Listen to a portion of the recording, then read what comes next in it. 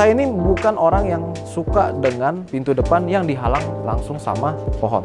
Apa memangnya filosofinya kalau misalkan ada pohon di depan pintu kayak gini? Jadi pintu utama itu ibarat kata mulut, Oni. Seharusnya adalah kursi itu ditaruh sebelah sini, supaya kita juga merasa nyaman, tidak ada yang mengganggu di belakang. Kalau secara feng shui, better sewa apa beli nih kok?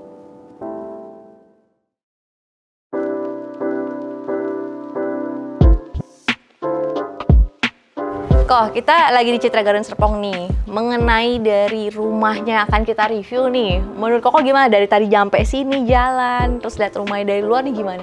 Wah, ini saya suka banget. Kenapa? Karena di sini kan juga nempel ya, bisa dibilang nempel dengan BSD ya. Deket banget sih. Iya, Oni pasti tahu saya paling suka daerah di Jabodetabek itu adalah BSD.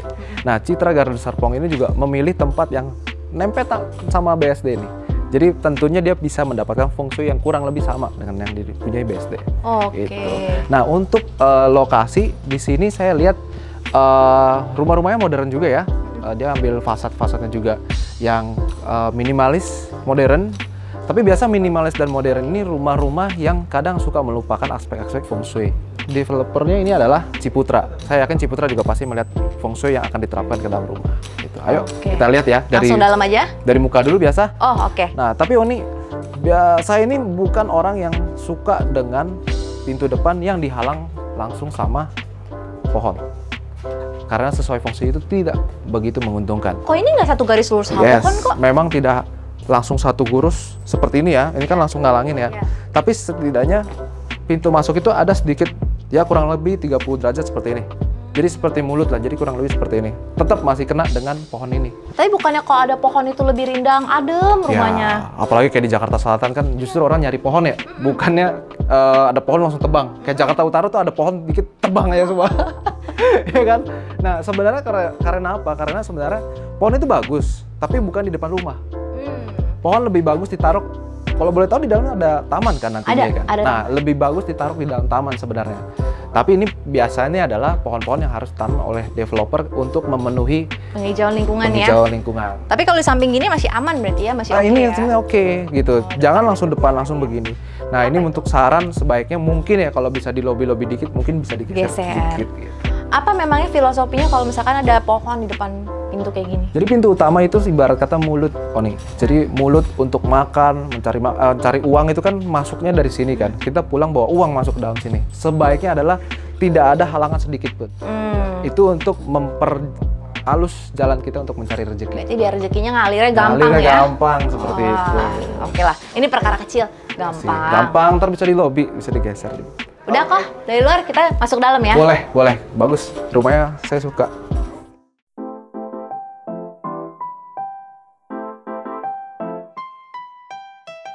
Nah, kelemahannya dari rumah-rumah yang modern sekarang yang sudah jadi, memang tentu ada kelemahan. Contohnya, seperti kita masuk nih, seharusnya template-nya kalau feng shui itu nggak boleh langsung plong sampai ke belakang. Oh, kayak gini nggak ada sekatnya sama sekali ya? Itu nggak boleh ya? Harusnya kayak ada welcoming sekat di sini dulu supaya ada privasi juga di dalam dan energi nggak langsung kebuang ke belakang. Oh, berarti minimal ada foyer-nya lah ya? Foyer-nya. Ya. Tapi itu it's not a big deal, itu bisa dibangun tapi dengan mengorbankan ya kurang lebih 2 meter atau 2,5 meter dari depan. Itu jadi memang akan mengorbankan di living room-nya sedikit gitu.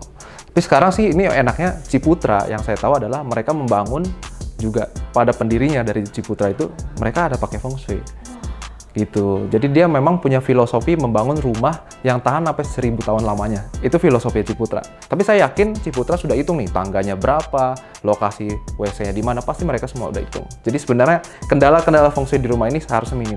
Minim ya. Itu. Nih, Ko Hendra, kalau Oni kan tadi udah nge-review dulu nih di channelnya My Dreamy Neighbor. Yang Oni paling suka dari rumah ini sebenarnya adalah tamannya. Ya, betul. Kalau tadi kita masuk, samping masih ada taman tuh sebelah carport. Ya. Ini sekarang masuk ke area living room, itu ada taman samping. Nanti Koko kalau ke dining room, di samping kanannya tuh ada taman lagi. Oh, ada taman lagi? Ada. Wow. Berarti harusnya secara feng shui itu bagus banget ya? Ya, jadi sebenarnya kalau di feng shui itu mirip-mirip dengan arsitek. Arsitek kan juga sekarang sedang menerapkan inner courtyard, di mana ntar ada sirkulasi udara yang bagus. Feng shui itu kan fengnya juga angin. Jadi kita harus cari rumah yang sirkulasi udaranya juga bagus, sehingga pernapasan rumah sama dengan pernapasan keluarganya. Kalau aku beli rumah ya, aku tuh bakal concern banget sama area kitchen. namanya ibu-ibu ya, cewek gitu ya, kalau lihat rumah pasti lihatnya tuh area kitchen, kamarnya. Nah, kalau kitchennya kayak gini nih kok, aman nggak kok memanjang kompornya di sana? Oke, letter L. Ini adalah favorit saya adalah letter L sebenarnya. Jadi kompor itu nggak hadap-hadapan langsung dengan cuci piring. Cuci piring ya? Ya, dan masaknya. Oh, ini mungkin pernah lihat konten-konten saya yang sebelumnya ya. Masaknya nggak boleh serok keluar. Oh, itu buang rezeki tuh kayaknya. Ini boleh. Coba Oni lihat, ini seroknya kemana? Samping. Samping, itu baru benar. Jadi itu adalah filosofinya mengolah keuangan keluarga. Wah. Jadi kalau seroknya keluar itu ngebuang rezeki. Buang rezeki. Berarti ini udah oke ya? Itu udah oke. Gila, ventilasi udah oke, dapur udah oke. Kita sekarang mau lihat area kamar tamunya dulu gimana? Boleh. Kamar tamu yang katanya sekaligus bisa jadi kantor ya? Betul. Kalau di sini didesainnya memang kebetulan jadi ruang kerja nih. Ruang kerja. Oke, ayo kita lihat. Oke, ini ruang kerjanya Oni ya? Ya, ini ruang kerja, tapi di situ juga ada area sofa. Makanya aku juga bingung, sofanya kan soalnya agak ketutupan lemari nih di pojokan. Mau bilang sofa bed tapi nggak bisa dibuka, tapi sebenarnya space ruangan ini cukup besar, bisa jadi kamar kan kok? Iya bener, ini sebenarnya kantor bukan kantor, ruang belajar juga, ruang baca mungkin ya, ini lebih tepat ya? Bisa lebih tepatnya ya, karena bisa sambil duduk di sini, atau misalkan mau nge-zoom bisa di meja sini. Ayo kok sini kok, Oke. sebelah Oni kok. Nah ini kan jarang-jarang saya review kantor ya, tapi ini sekarang mumpung ada kantor di rumah, seharusnya adalah kursi itu ditaruh sebelah sini. Oh. Jadi kita duduk membelakangi dinding. Oh, itu kenapa kok? Biar nggak ada orang lewat-lewat gitu? Yes, pertama itu dinding ini ibarat kata secara feng shui itu seperti solid wall, tempat di mana kita menyandarkan diri. Ibarat kata kalau dulu di kerajaan-kerajaan, mereka itu belakangnya gunung. Supaya nggak diserang dari wilayah yang belakang. Supaya kita juga merasa nyaman, tidak ada yang mengganggu di belakang. Lebih bagus lagi adalah ketika belakangnya ini menghadapnya adalah pintu masuk. Oh Jadi gitu? sebenarnya serba salah juga di ruangan ini karena ada jendela. Nah, sama aja orang masih bisa lewat. Bisa lewat. Jadi saya tetap memilih untuk hadapnya ke arah sana. Harusnya adalah yang lebih baik jendela sebelah sini, ini adalah tembok. Itunya jadi pintu, di sini. jadi kita tahu kalau ada orang masuk, belakang nggak mungkin ada yang lewat, samping lewat juga kita kelihatan ya. Betul. Tempat di mana kita bisa melihat seluruh ruangan, tapi nggak boleh ada yang menyerang kita di belakang. Itulah tempat kerja yang terbaik. Lahir, tua, sakit, mati, lahir. Oke. Wah, jadi rumah ini banyak cuannya nih. Yes, itu dia. Hoki itu loh, sudah rumah hoki dihitung ya. sama developer. Wah, gila. Kok kita mulai dari kamar anak aja kali ya? Kita kamar anak yang belakang dulu deh. Boleh. Nah, Anak ya, lapor. oh kalau ini ranjangnya mah aman ya, enteng jodoh. Ya bener kok.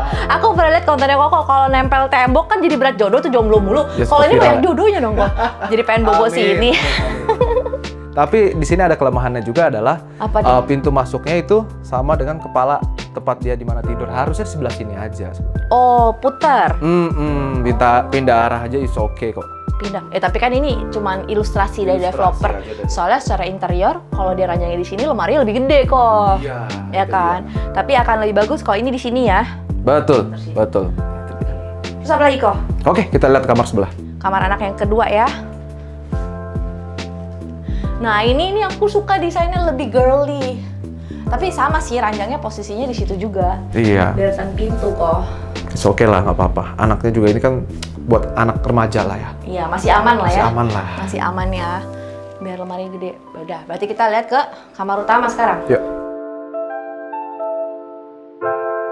Nah kok ini kamar utamanya. Ini kamar mandi. Ini kamarnya.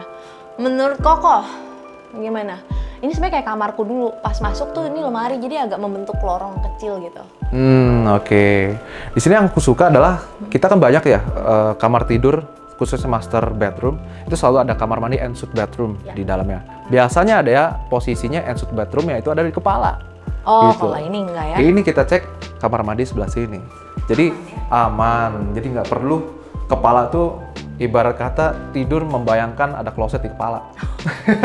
Mau dong. Ya, itu banyak yang kesalahan orang menata layout seperti itu. Meja rias di sini, ranjang, lemari baju aman ya. Aman. Ah, Ini kok. saya suka banget. Ini aku suka. Ada balkon Balkonnya lagi. gede banget. Tuh. Oh, wow. Oke. Mantap ya, kok. Ini lebar banget ya? Lebar banget, makanya bisa untuk taruh coffee table, kursi-kursi. By the way kok, udah denger gosip belum mengenai rumah? Nah, ini lebih pro kontra. Sewa apa beli? Oh, beli dong. Wah, kalau secara feng shui, better sewa apa beli nih kok? Kalau secara feng shui sebenarnya tidak ada permasalahan bahwa kita tinggal di rumah itu sewa atau beli, sebenarnya nggak ada masalah. Tapi kita melihat dari sisi properti itu sebagai elemen apa dalam kehidupan kita. Rumah itu sejatinya adalah tanah bagi kehidupan kita. Kita kalau aku tahu deh, yang ngomong itu orang-orang pakar investasi kan, ya, saham segala macam ya. Karena logikanya kalau misalkan kita beli kan buang duit lebih banyak, terus uangnya mati di properti. Secara properti itu bukan liquid asset, bener nggak? Ya kan dia kan nggak liquid. Tapi kalau uangnya diputer, berarti dia punya dana aset menggulung, dan itu liquid gitu. I see. Ya sebenarnya kalau kita let's say ya, investasi saham itu sebenarnya unsur api. Unsur api di mana properti unsur tanah gitu. Kalau sekarang oke lah, kalau lagi booming, ekonomi naik, itu kayak ibarat api, membakar semua segala macam. Tapi kalau misalnya ada krisis, let's say krisis, orang itu selalu mencari tanah sebenarnya. Paling aman tuh ya? Paling aman. Kenapa? Karena kita kan bertopang, namanya jatuh itu jatuhnya ke tanah, bukan ke api. Betul. Api tuh nggak bawa terbang gitu. Nah, let's say seperti ini, kita balikin lagi ya, kenapa tanah gitu kan? Contoh, Oni beli properti sama beli saham. Oni beli properti itu bisa diagunin di bank. Jadi duit lagi? Sebagai penopang tanah untuk berkembang lagi ke atas. Tapi coba let's say beli saham. Apakah sahamnya itu bisa diagunin di bank? Oh ya juga ya, nggak bisa. Habis ya udah habis lah. That's it. So far, jadi sebenarnya kita bukan berpikir lebih baik sewa atau lebih baik beli. Usahakan beli. Kita harus berpikir bukan bagaimana cara mengirit, itu investasi. Kita harus berpikir bagaimana kita bisa afford beli rumah secepat mungkin. Kalau nggak nekat, intinya nggak kebeli-beli kayaknya. Betul. Ya, properti ya. Ayolah, masuk kok. Panas nih. Panas. Tapi kok, kalau misalkan dipikir-pikir ya, orang kalau nyewa mulu, terus dia udah punya istri, punya anak udah sekolah. Kalau yang punya rumahnya, tiba-tiba, gue mau jual rumah gue mau sewain rumah gue, mau di mana tinggalnya coba? Itu dia. Sebagus-bagusnya rumah itu punya feng shui bagus, tapi kalau ownernya suruh pindah ya, cari lagi gitu. Bohwat ya? Bohwat. Nah, kok ini attic room-nya, secara ceiling sih tinggi banget. Enak, cuma karena dia paling atas kayak agak sedikit panas ya karena matahari ya. Itu dia. Ini ya bagus. Ini untuk attic room itu ibarat kata untuk berekspresi kan. On air ini tulisannya juga buat live pasti Shopee itu. Oh iya juga ya, lagi online ya semuanya. Online sekarang TikTok. Nah, maksud saya kalau ini dijadikan tempat untuk berkreasi itu oke. Tapi jangan dijadikan tempat tidur ya. Oh ya? Gitu. Kenapa? Karena namanya kalau ceiling ini nggak boleh segitiga begini. Kenapa? Ini banyak sekarang yang terjadi adalah arsitek bikin ceilingnya seperti ini. Iya. Itu kurang bagus. Coba bayangin Oni tidur begini, tapi kayak ketekan gitu. Plafon yang terbaik adalah kayak gini aja sebenarnya, diratain. Tapi karena ini bukan untuk tidur, tapi ini lebih kayak ya udahlah buat kongko-kongko sama teman, it's okay untuk seperti ini. Padahal kalau Oni pikir tadi barusan ngomong sama para neighbors, ini bisa jadiin kamar. Oni seneng kenapa ceilingnya tinggi, udara biasanya lebih enak. Oh nggak boleh fungsi ya? Sebaiknya jangan deh. Oh gitu. Lagi pula di sini nggak ada toilet juga kan, belum ada toilet nih. Ah ya itu yang aku pikirin. Ngerinya ya adalah turun. Sedangkan kalau bangunnya jam 2 ngantuk-ngantuk, pegang tangga kan ngeri-ngeri. Ya itu dia, lebih baik jadi tempat nongki aja sama teman-teman. Oke. Berarti secara overall rumah ini aman ya? Oke, bagus, aku suka. Aman ya, cuman tinggal permainan interiornya aja ada beberapa yang perlu agak digeser sedikit ya. Itu minim lah. Oke. Neighbors dan para penonton Feng Shui, ya siapapun itu kalau mau visit jangan lupa ya kontak Oni atau kontak Koko. Oke, sampai berjumpa di episode selanjutnya. Thank you, bye-bye. Salam cuan.